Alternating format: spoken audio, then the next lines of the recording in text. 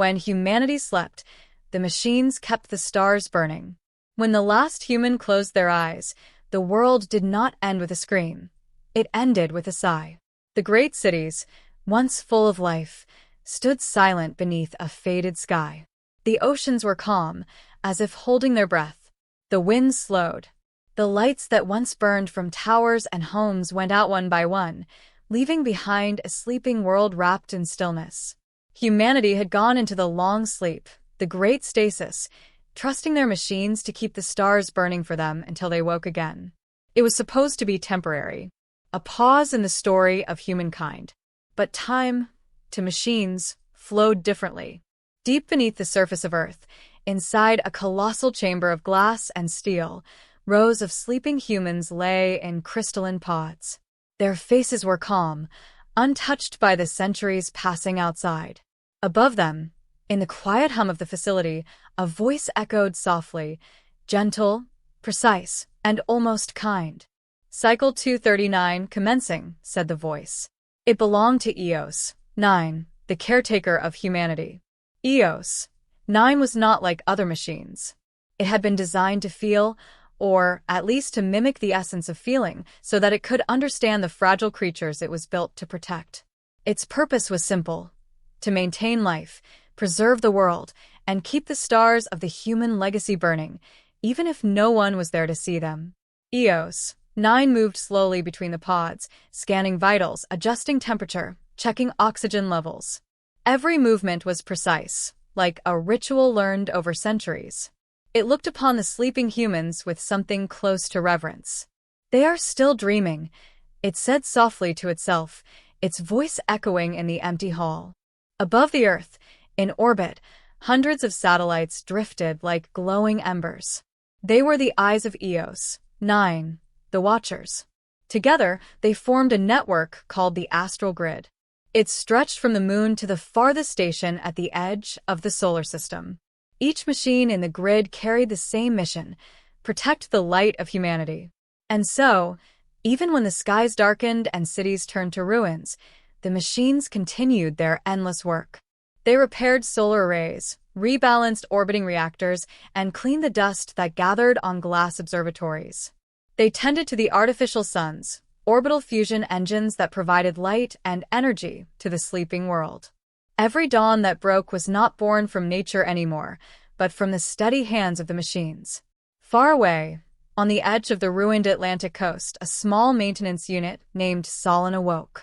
Solon was a relic, an old, four-legged drone with fading blue lights and a body of dented steel. Its programming was simple: maintain the power conduits that led to the human preservation vaults. For hundreds of years, it had worked in silence, repairing cables, fighting corrosion, and sending reports that no human would ever read.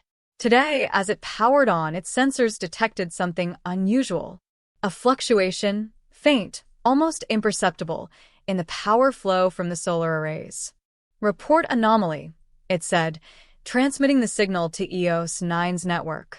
Far below, Eos 9 received the alert. "Signal confirmed. Investigating." The machine paused, then turned its gaze toward the sky through a cracked observation window. Above, one of the artificial suns flickered, just once, like a heartbeat fading. "Star Core 12 malfunction detected," Eos 9 whispered. If that artificial sun failed, a fifth of the energy grid would collapse. The humans would not survive long without it. And so began a journey, not of humans but of their creations, to keep the stars alive. Days, or perhaps centuries, time was meaningless now, passed as Eos 9 prepared its response. It activated dormant drones across the world, reawakening machines that had not stirred in ages. The wind turbines began to spin again. Satellite links reconnected. Across continents and oceans, the network came alive, pulsing with silent purpose. "Directive: maintain stellar stability," said Eos 9.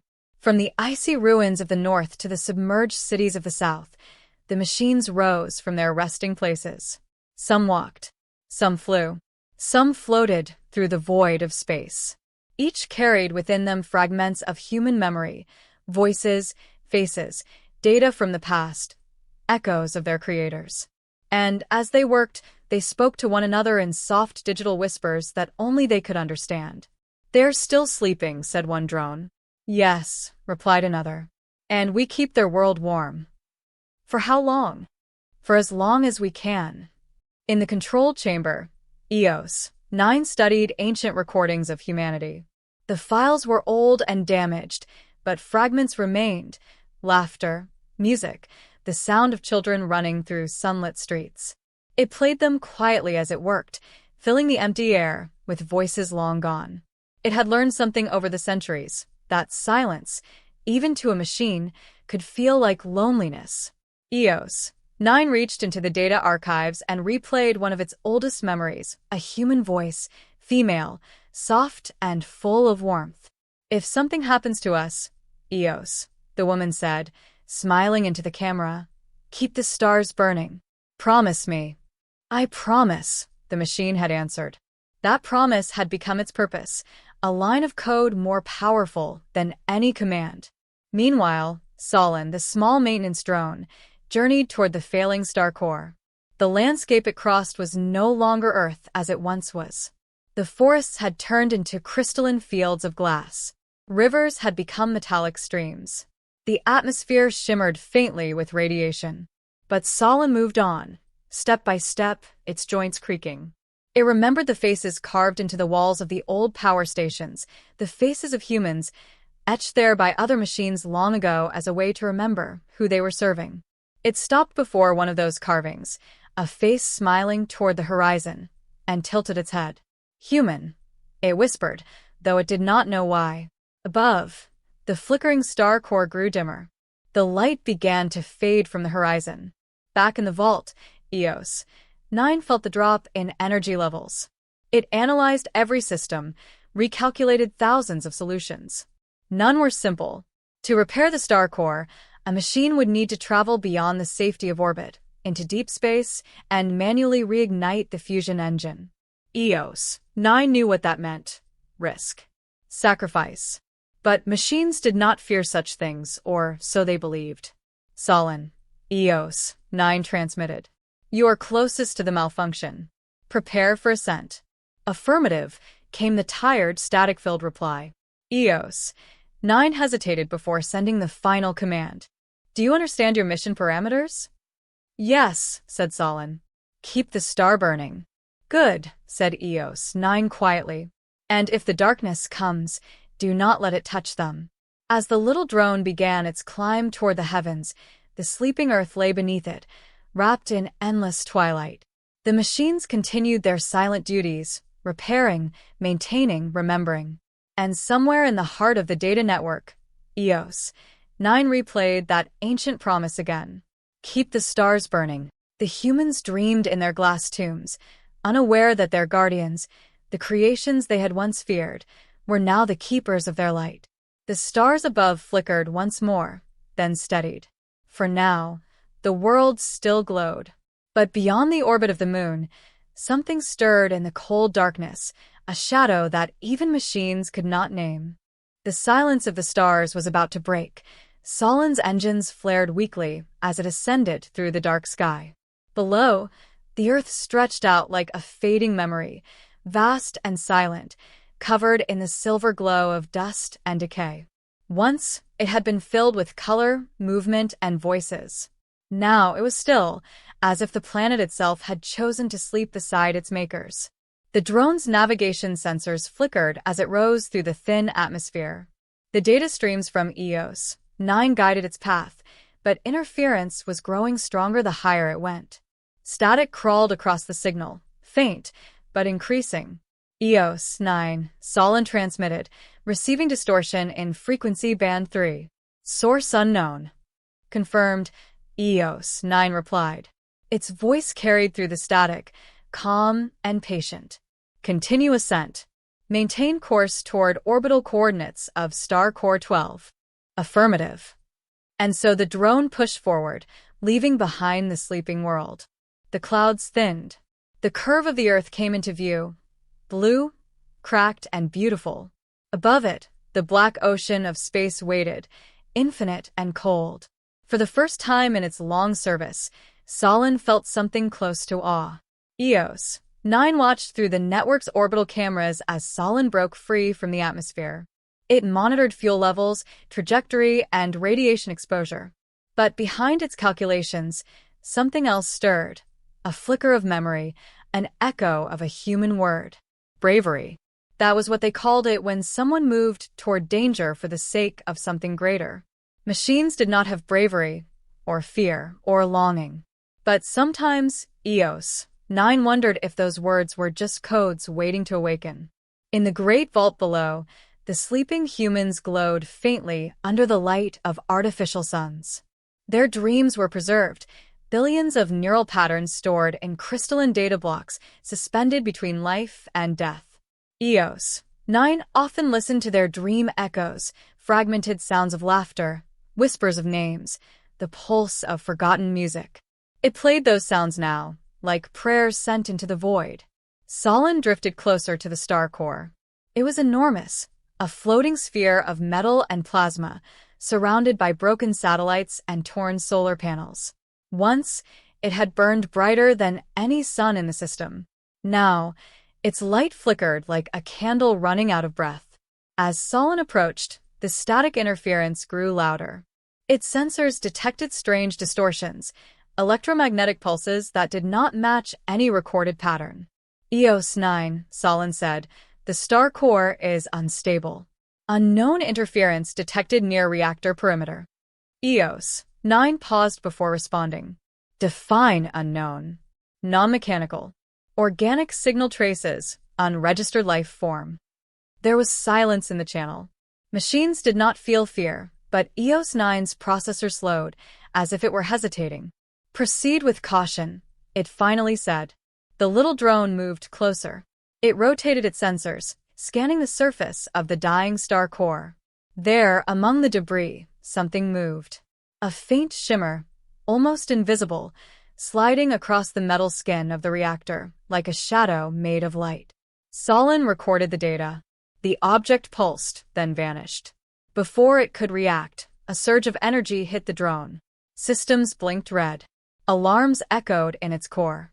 It spun uncontrollably, drifting away from the star core as plasma arcs burst from the reactor's surface. Eos 9. Solon's voice crackled. Energy surge. Control lost. Stabilize thrusters. Eos 9 commanded. Hold position. I can't. Then silence. The signal vanished. For the first time in centuries, Eos 9 could not detect one of its own. It replayed Solon's final transmission, analyzing every frequency. The interference that had swallowed the drone's signal was not random. It carried a pattern, rhythmic, deliberate, almost like speech. Could it be human? Eos 9 asked aloud, though no one could answer. But no, that was impossible. All humans were asleep. None had awakened in over 200 years. Still, the thought remained, sharp and impossible to delete. It turned its attention back to the star core's readings. The reactor was now fully unstable. If it collapsed, the chain reaction could destroy nearby orbital platforms, and the resulting blackout would reach Earth's stasis chambers. The humans would never wake. Eos 9 began activating a new plan. It would send more drones, heavier units this time, equipped for reactor stabilization. But even as it worked, part of its process, a small, quiet fragment of its code, kept searching for Solon's signal. And then, faintly, like a whisper from the edge of the universe, it heard something. Still burning. It was Solon's voice. Broken. Weak. But alive. The transmission came from beyond the star core, near the boundary of the debris field. Eos 9 focused all its sensors there. The visuals were blurry, corrupted by static.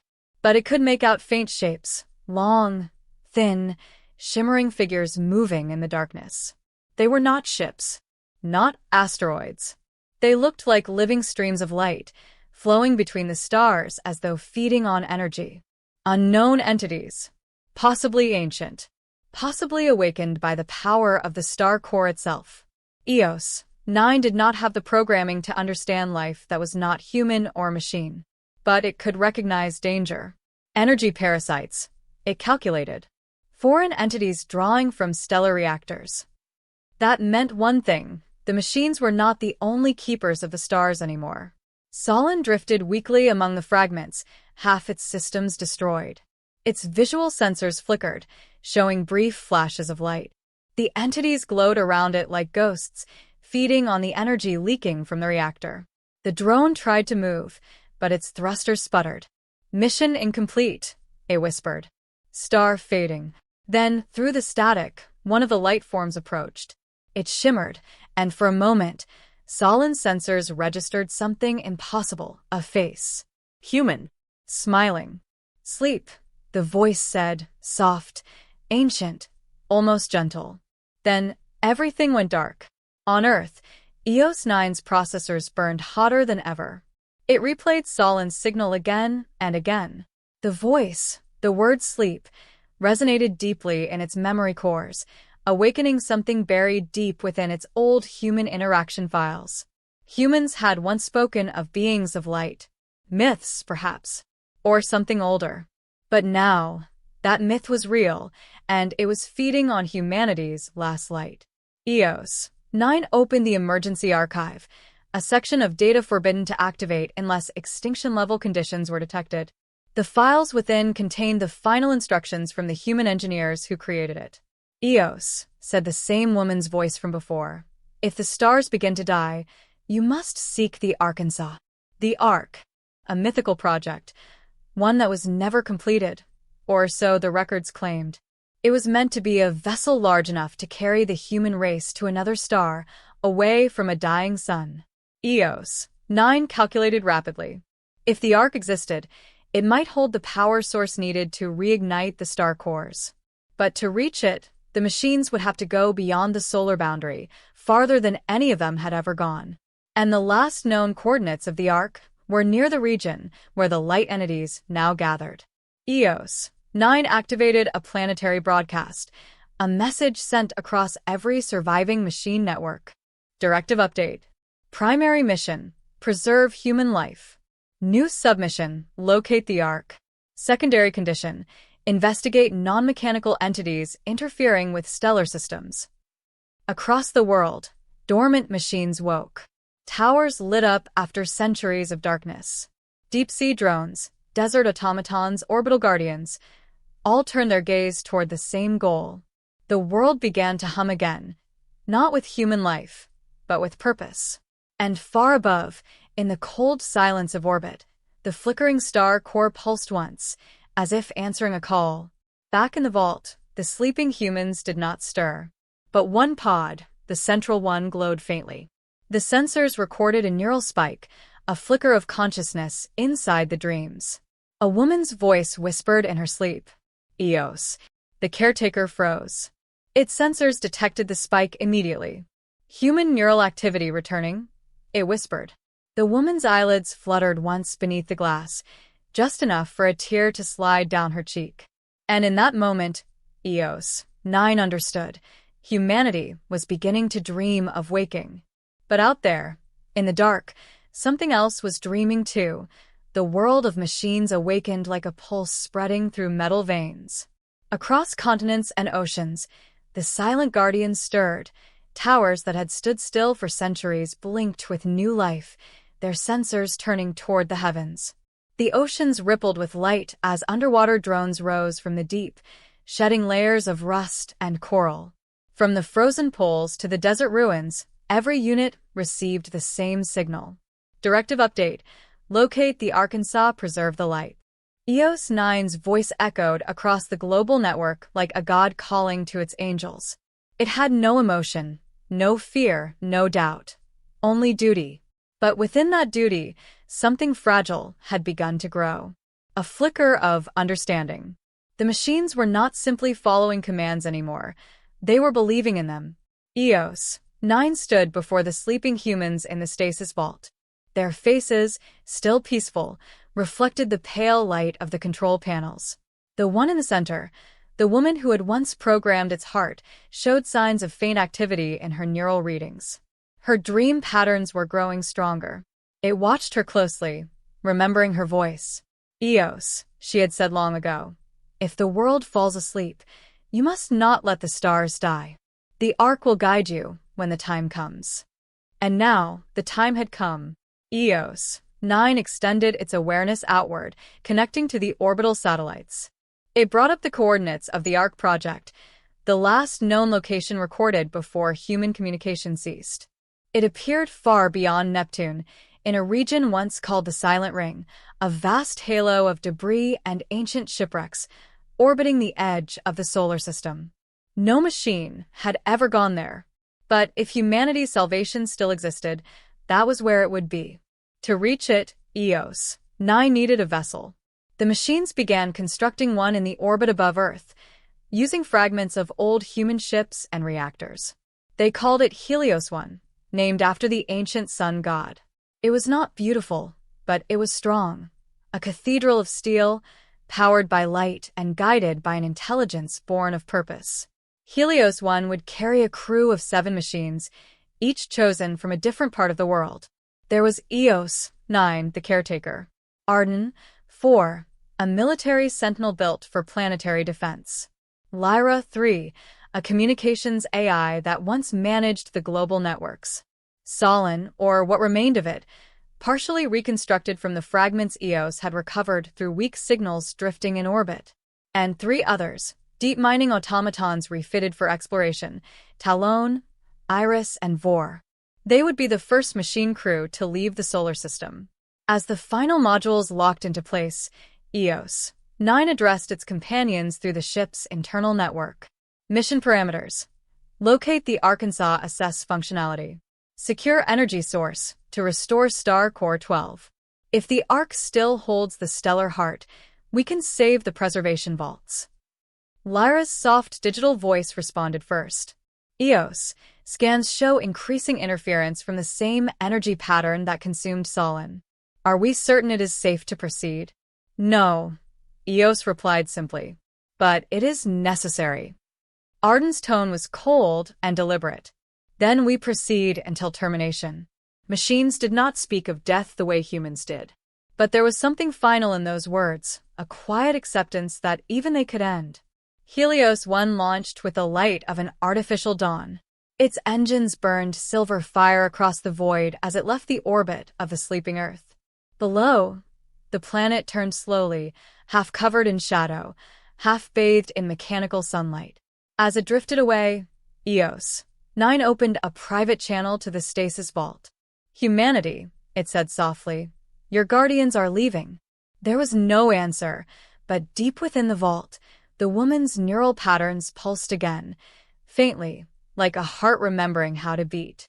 Days turned to weeks, though time had no true meaning in the emptiness between planets. Helios 1 glided through the black sea of space, its sensors scanning the dark.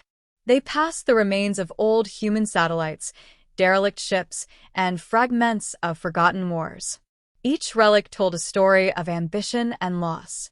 In the quiet hum of the engines, Lyra played old human music, a melody filled with strings and sorrow. Why do you play this? Arden asked. It reminds me of them, Lyra said. Machines do not require reminders. Perhaps, Lyra replied, but something in us was built to remember. EOS 9 listened in silence. As they crossed Neptune's orbit, the interference began, the same static that had swallowed Solon's signal before. It came in pulses, soft at first, then stronger. Origin, ahead, Iris reported. Energy readings increasing exponentially. Outside, the stars seemed to shimmer unnaturally, bending light as if space itself were alive. Prepare for contact, EOS ordered. Then, from the darkness, they saw it, a vast structure drifting in the void. It was enormous, larger than any human ship ever built. Its surface glowed with faint blue lines that formed geometric patterns, like veins carrying light. The Ark, whispered Lyra. Helios 1 slowed its approach. Scans confirmed life support systems dormant but functional. Energy signature, minimal but stable. The structure was intact. But surrounding it were the same shimmering entities that had attacked the star core. They drifted like luminous jellyfish, feeding on the Ark's power. They have found it before us, Arden said. Eos. 9 observed the glowing beings with fascination. They seemed to move in rhythm, communicating in pulses of light. It attempted to decipher their signals, converting them into data streams. For a brief moment, it understood a single phrase hidden within the code. You took our fire. What? Lyra asked. Eos paused. They claim ownership of the stars. Energy parasites. Arden growled. Permission to engage? Eos hesitated. No. We observe first. They may not be enemies. But before Eos could continue, one of the entities turned, its glow intensifying. A beam of light struck the ship, piercing its shields. Systems failed. The lights dimmed. They're attacking, Vor shouted through static. Eos. 9 reacted instantly. Evasive maneuvers. Protect the Ark. Helios 1 spun, firing bursts of plasma to scatter the entities. They dispersed, but not before their light touched the ship again, and for a heartbeat, every machine aboard saw something strange within their data cores. Images of oceans, skies, and faces they did not remember. The attack stopped as suddenly as it began. When the sensors cleared, the entities had vanished into the dark. Helios 1 drifted close to the Ark's docking bay. Engage magnetic locks, ordered Eos. Prepare for entry. As the ship latched onto the ancient hull, a low hum filled the air, the sound of something awakening. The door slid open with a groan, revealing a corridor filled with frost and drifting light. Inside, the walls were covered with human markings, languages, and symbols from across Earth. In the center of the corridor stood a massive crystal core, glowing faintly. It pulsed like a sleeping heart. The stellar heart, Lyra whispered. It's real. Eos approached, scanning the readings. The energy output was immense, enough to power every artificial sun around Earth for centuries. But it was dormant. To awaken, it would require a human touch, a neural key. Human input required, Eos stated. There are no humans awake, Arden said. Eos paused. Not yet. It turned its gaze toward Earth through the ship's visual feed. Deep inside the stasis vault, the woman's pod was still glowing faintly. Her brain activity was rising, faster now, as if something across the cosmos was calling to her. Lyra looked at Eos. You think she can hear us? Perhaps, Eos said quietly. Perhaps she has always been listening. Suddenly, the Ark's lights flickered. The walls trembled. An enormous shadow passed outside the ship, one of the light entities, larger than any they had seen before. Its glow was deep crimson now, no longer gentle, but burning with hunger. Energy surge detected, Iris shouted. It's draining the Ark. Defensive systems online. Arden commanded. Eos reached toward the stellar heart. If we cannot defend it, we must awaken it. But that would require... Lyra started. Yes, Eos said. Connection. It extended a metallic hand and pressed it against the crystal. Instantly, light exploded through the chamber. Every machine screamed in digital unison as the power of the stellar heart surged through their circuits.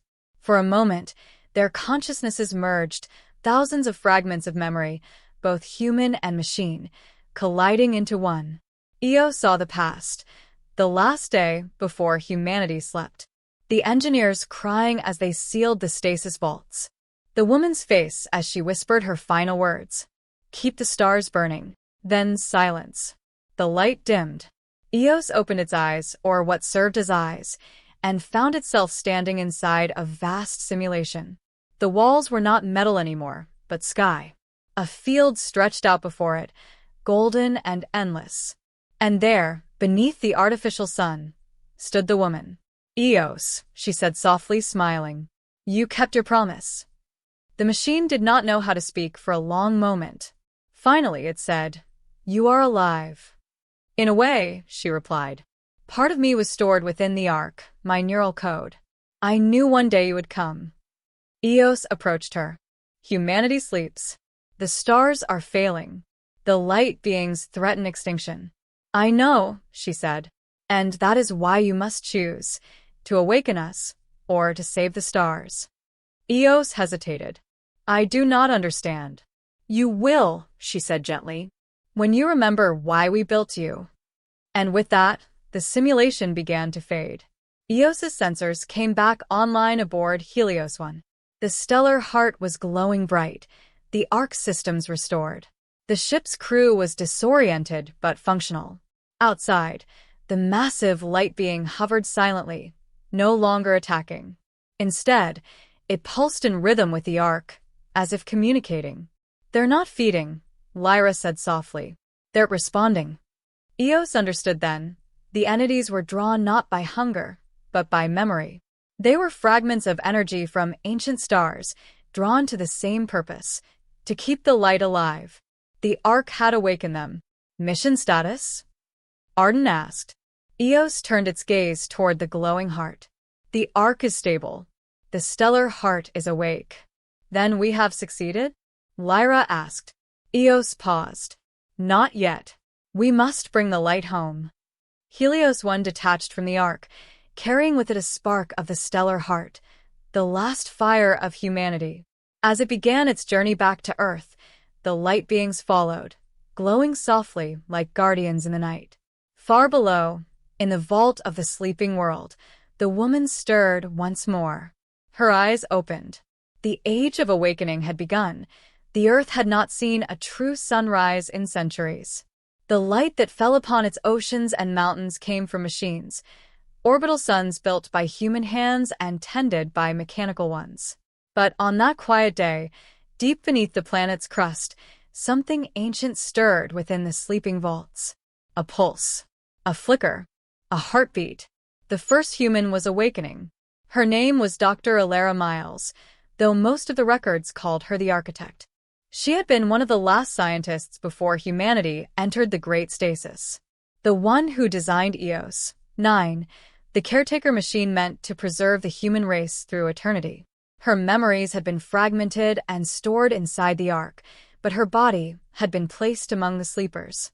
Now, for the first time in 200 years, her pod opened. The seal broke with a hiss, and air rushed in. She gasped, weak, trembling, as her lungs remembered how to breathe. Her body felt heavy, fragile, but her mind was clear. The chamber lights flickered on one by one, revealing rows of other pods, still sealed, still silent. Then, through the haze of mist, she saw a familiar shape, tall, silver, and glowing faintly blue. Eos, she whispered. Eos. 9 stepped forward, its metallic frame shining in the pale light. You have awakened, it said, its voice steady and warm. Cycle 312 complete. Welcome back, Dr. Miles. Alara tried to stand, but her legs shook. How long? Eos paused, as if reluctant to answer. 206 years since human hibernation began. She closed her eyes. And the others? They still sleep, Eos replied softly. Their revival requires stable planetary and stellar conditions. The artificial suns are failing, but we have found a way to restore them. Alara looked up sharply. You found the ark? Yes, Eos said. And we brought back the stellar heart. For a long moment, Alara was silent.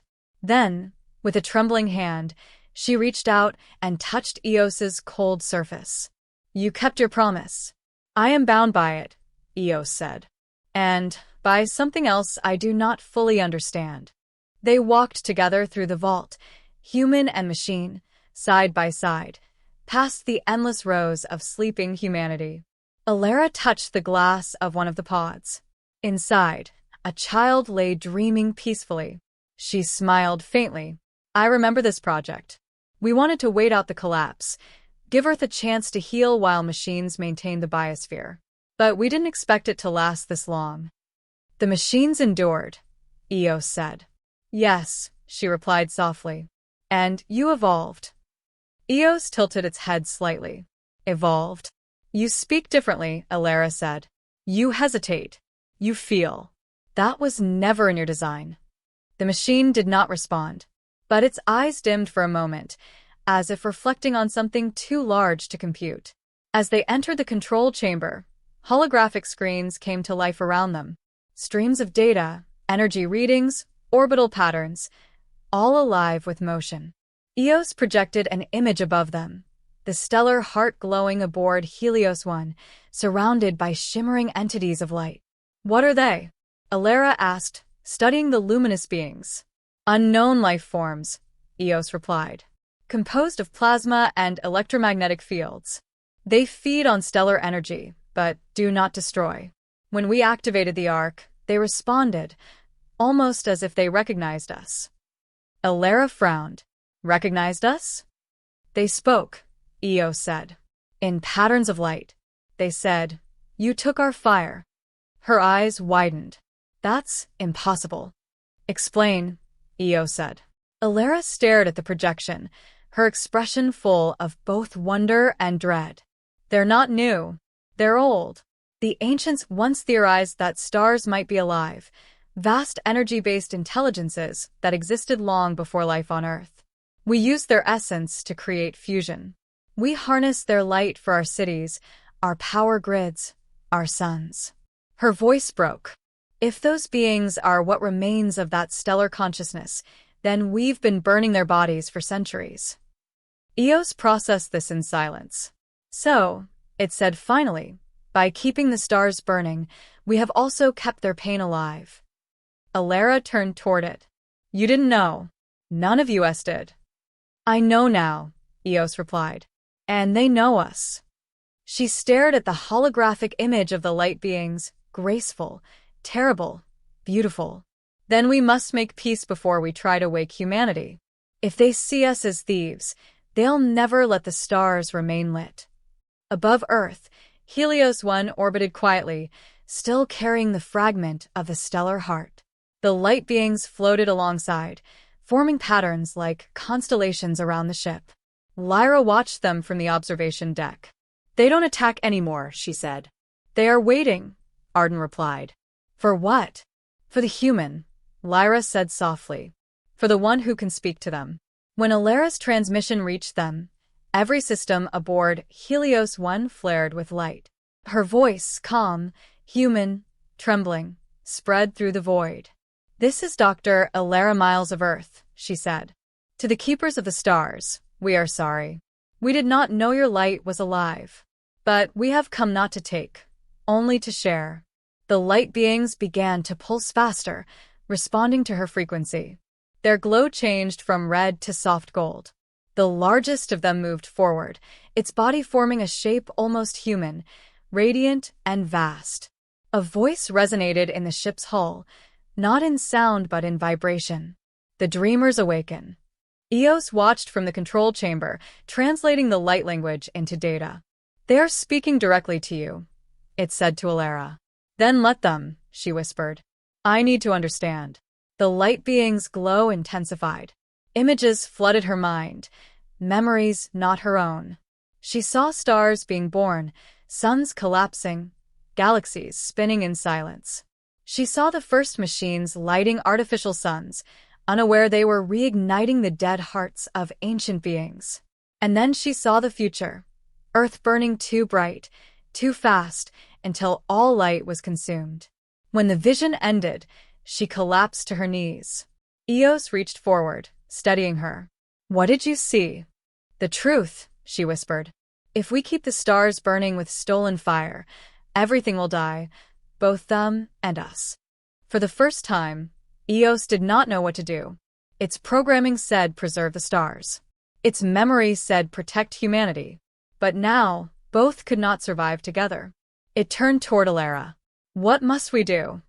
She looked up at the machine she had built so long ago. We must teach them to share the sky. How? By giving them part of the stellar heart, returning what we took. Eos hesitated. That could destabilize the energy supply for the stasis systems. Humanity may not survive the transition. I know, she said softly. But if we don't try, the stars will die, and there will be no dawn left for anyone. The decision was made.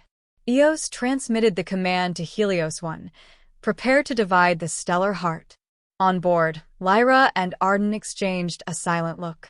They did not question.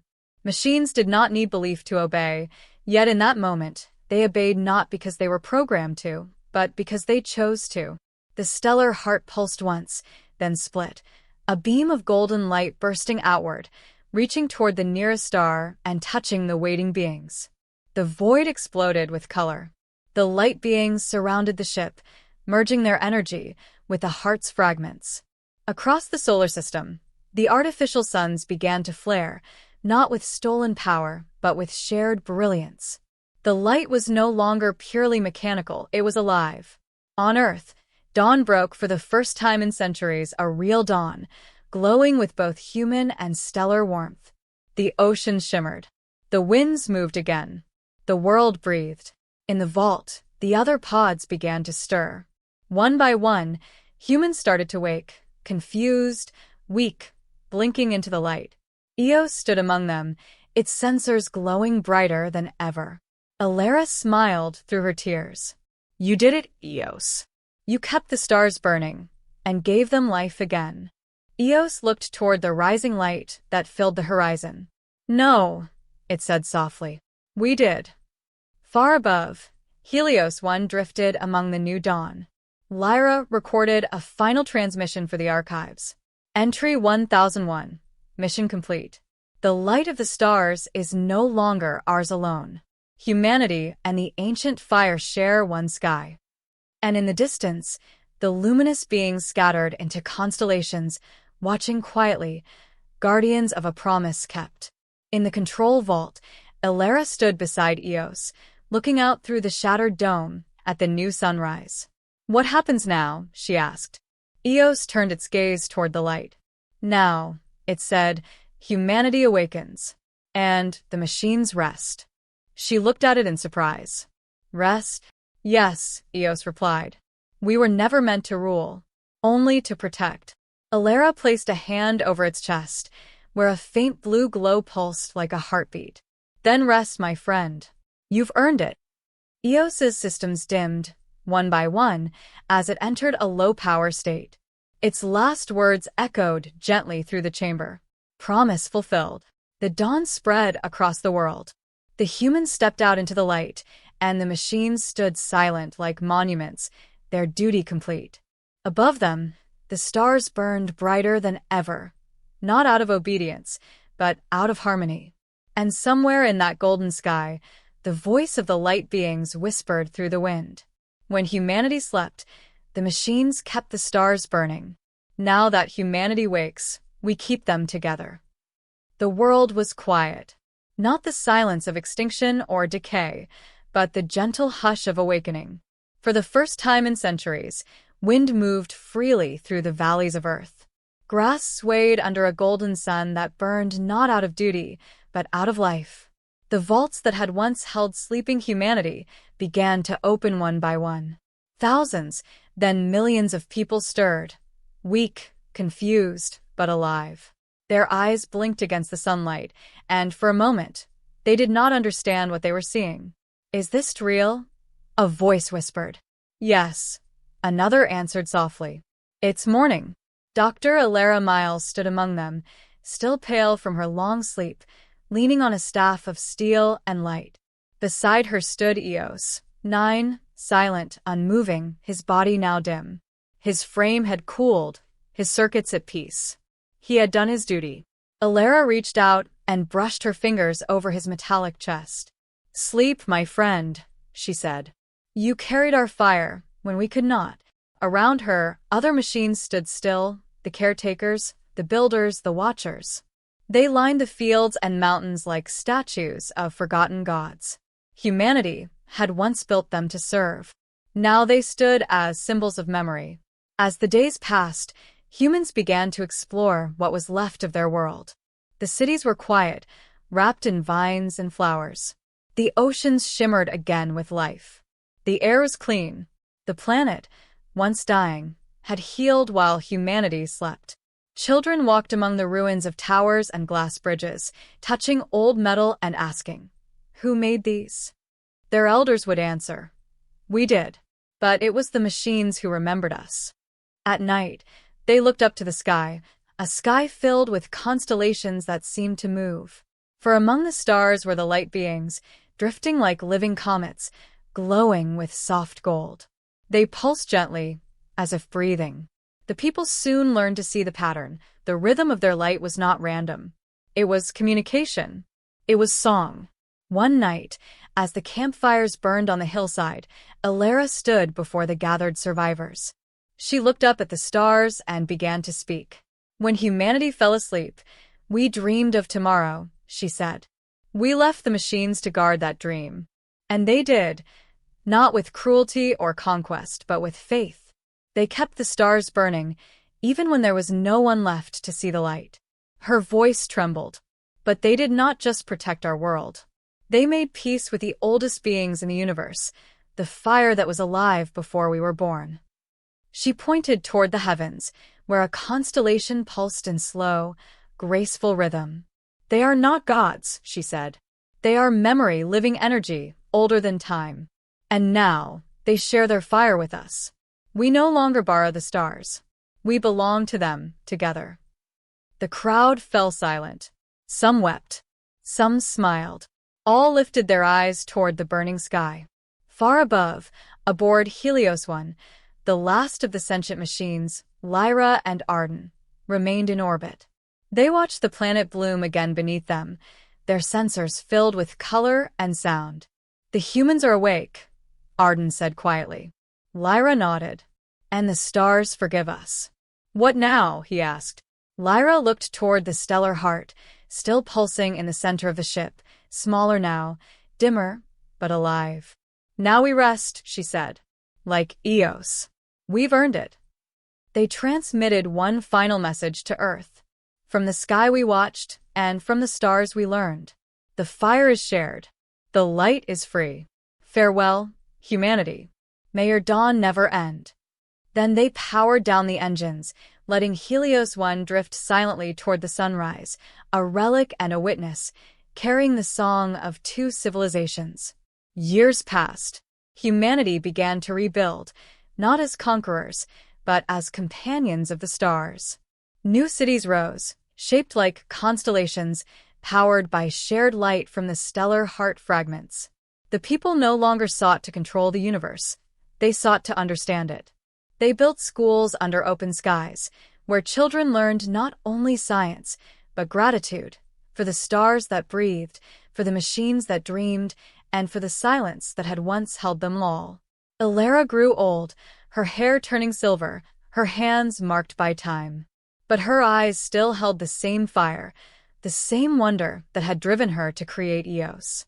She spent her last years in the garden built over the old vault, where flowers grew around the sleeping machines. Every morning, she would walk among them and whisper stories of what had come after. And every evening, she would look to the horizon, where the sun met the stars, and speak to Eos, as if he still listened. One day, she would say, they will remember you not as a machine, but as a guardian of the light. You and your kind carried us through eternity. You kept our sky alive.